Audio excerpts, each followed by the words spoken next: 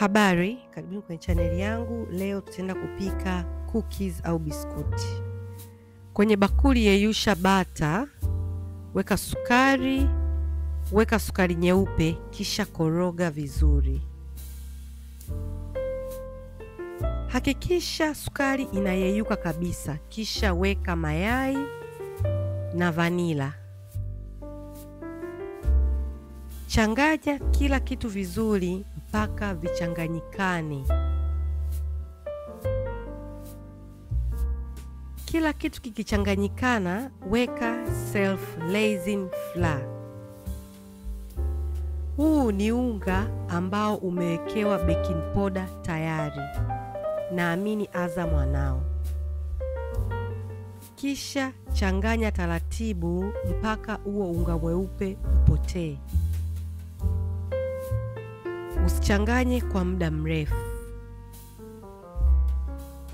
Kama huo unga hauna, tumia unga wa kawaida wa ngano, weka na baking powder. Nitaweka vipimo kwenye video.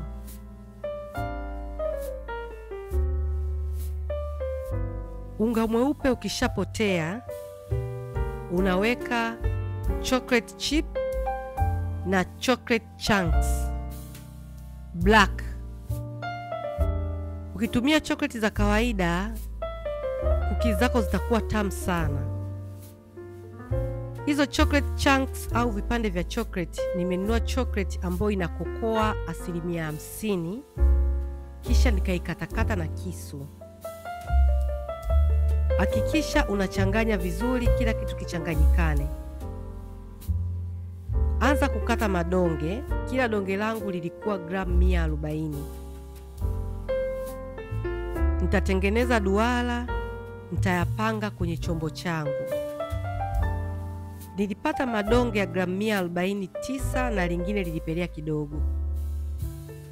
Weka kwenye freezer kwa muda wa lisali moja. Lisali moja likipita, zipange kwenye chombo chako cha kuokea. Hakikisha unaacha nafasi. Hakikisha oveni yako ulishaiwasha nyuzi joto 180. Oka cookies zako kwa muda wa dakika 20 mpaka 25. Hakikisha unazitoa juu zikiwa bado zinabonyea, kwa sababu cookies zina tabia ya kuendelea kuiva zikishatoka jikoni.